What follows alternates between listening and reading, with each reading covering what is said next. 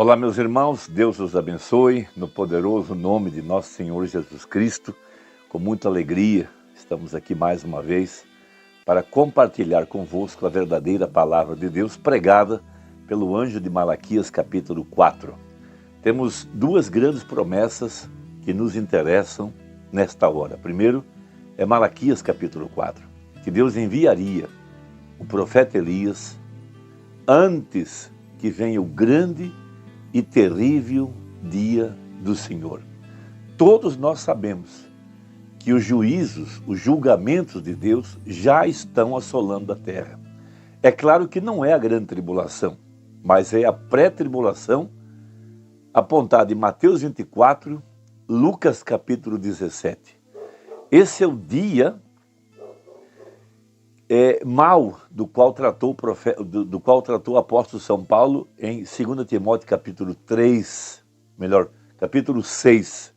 Esse é o grande tempo da apostasia, de acordo com 2 Tessalonicenses. É o grande tempo do engano religioso da Babilônia. Então, Deus enviaria o profeta Elias antes que viesse o grande e terrível dia do Senhor.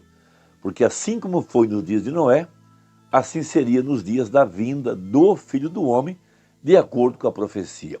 A segunda grande promessa é Amós capítulo 3, verso 7, que diz: certamente o Senhor Jeová não fará coisa alguma sem anunciar aos seus servos, os profetas. Então Deus envia uma mensagem, é uma mensagem profética de advertência antes do juízo. E esse profeta, então, traz a mensagem. E a palavra, então, é colocada no coração dos crentes e Deus, então, passa a operar de acordo com a promessa, ou de acordo com a palavra pregada pelo profeta. Isso é um padrão na Bíblia. Agora, nós temos em 1 Tessalonicenses, capítulo 4, verso 13, o anúncio do sétimo selo.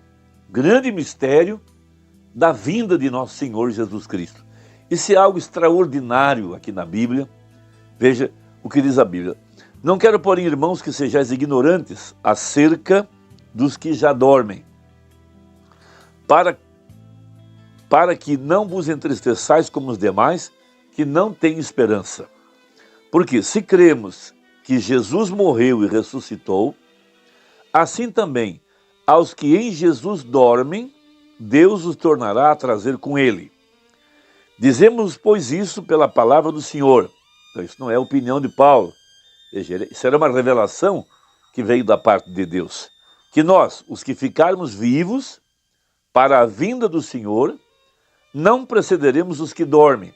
Então, o assunto aqui é sua segunda vinda. Sua segunda vinda é o mistério do sétimo selo. Veja, porque o mesmo Senhor... Isso é importante entender.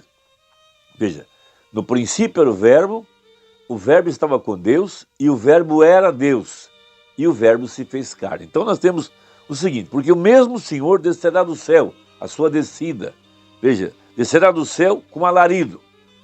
Alarido é uma mensagem anunciando ao povo a vinda do rei. Por isso, nós temos a mensagem intervalo que foi pregada pelo profeta, que diz que o sétimo anjo estaria sobre a terra nos dias da sua vinda. Então, segue-se alarido e com a voz de arcanjo e com a trombeta de Deus. E os que morreram em Cristo ressuscitarão primeiro, depois nós, os que ficarmos vivos, seremos arrebatados juntamente com eles nas nuvens a encontrar o Senhor nos ares. E assim estaremos sempre com o Senhor. Portanto, consolai-vos uns aos outros com estas palavras. Essa é a Escritura e é aí que nós devemos estar firmados. Então, isso é um padrão. Veja, Malaquias 4, Amós 3, veja, e aqui está o sétimo selo, a descida do Senhor Jesus Cristo. É misteriosa, é invisível e seria através do Espírito Santo, porque Jesus disse, o mundo não me verá mais. Então, de acordo com Lucas 17, essa vinda não viria com aparência exterior, seria algo secreto, haveria um arrebatamento da igreja secreto. Veja, então aqui está a ordem. Então a primeira coisa que nós já sabemos, o alarido, foi a mensagem do profeta juntando o povo ao redor da palavra. Segue-se a voz. Veja, porque Deus, para poder operar, primeiro a palavra tem que estar em nosso coração. Então veja o padrão na mensagem: não te enviei eu. Veja. Então,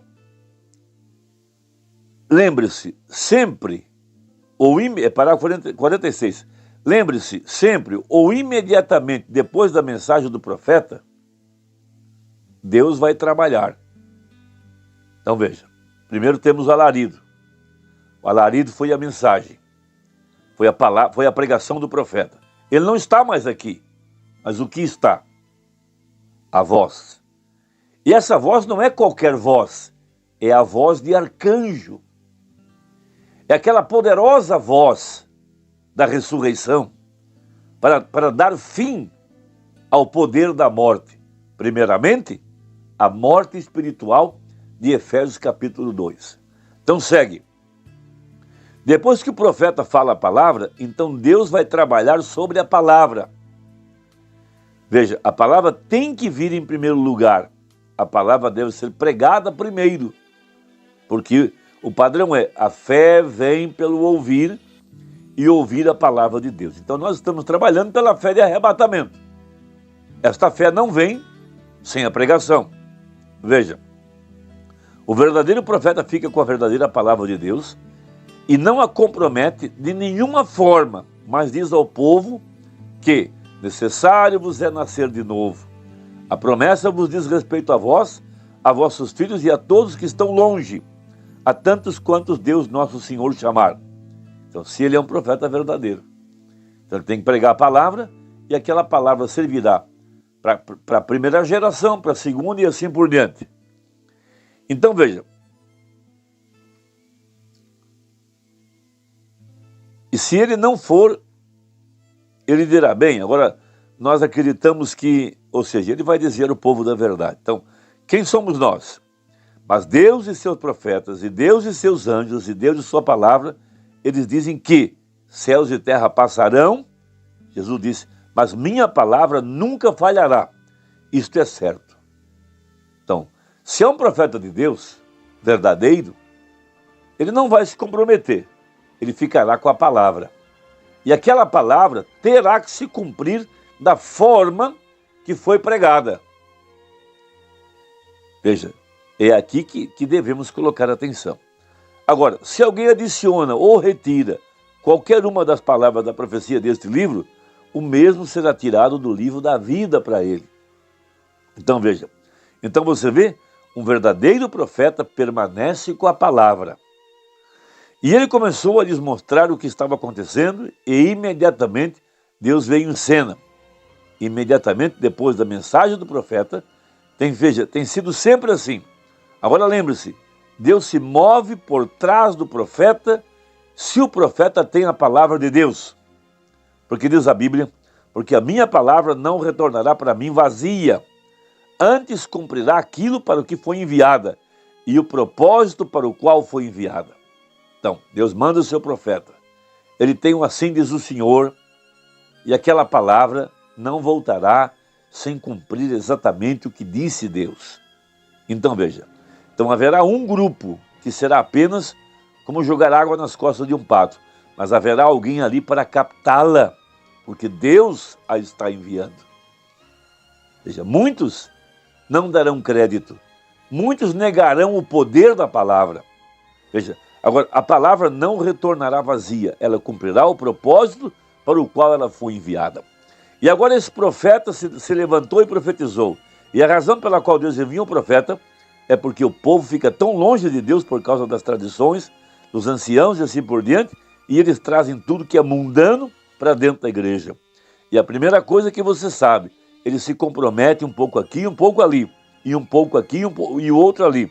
E quando você vê, ele não passa de uma organização, mas é nada mais que um alojamento, falando das organizações. Agora, as pessoas vão ali e tem todo tipo de jantares e sopas e danças e jogos e tudo mais. E a igreja não é nada mais do que um alojamento. Mas então, você vê então que isso está longe da palavra. E muitas almas honestas se assentam nesses grandes necrotérios ali e pensam, oh, é isso. Mas antes que Deus envie seu julgamento, veja, antes que ele deixe que qualquer coisa aconteça, veja, citando Malaquias 4, citando Amós, antes a libertação vem para a igreja.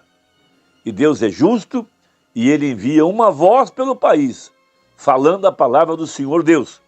Então, tão logo Deus fala a sua palavra, Deus está em sua palavra para fazê-la real e manifestar a palavra que ele disse. Deus é justo e ele não pode ser nada mais do que um Deus justo. Vê? Ele se mantém bem atrás de sua palavra. Quando aquela verdadeira palavra sai, Jesus disse, se vós estiverdes em mim e minhas palavras estiverem em vós, pedireis tudo o que quiserdes e vos será feito, porque é a palavra de Deus. Veja, e ela tem que se manifestar. Então, o que segue a mensagem de Malaquias 4? Segue a voz de arcanjo. Essa voz de arcanjo é uma dupla porção do Espírito. Como Eliseu pediu, essa dupla porção do Espírito para Elias. Primeira porção é para trazer a ressurreição para a alma, esse é o Efésios 2. A segunda porção é para trazer a ressurreição do corpo físico. Porque para cruzar o Jordão, para o outro lado do rio, é necessário essa porção dobrada para que as águas do Jordão se abram. Isso significa que dentro dessa mensagem há uma dupla porção de graça para a verdadeira igreja. Jesus disse, minhas palavras são espírito e vida. Vamos meditar, meu irmão. Temos muito mais pela frente. Deus te abençoe, Deus fortaleça seu coração, compartilhe essa mensagem, mande ela para frente, para quem você ama, para quem você quer influenciar, porque nós estamos trabalhando juntos por esta causa da verdade.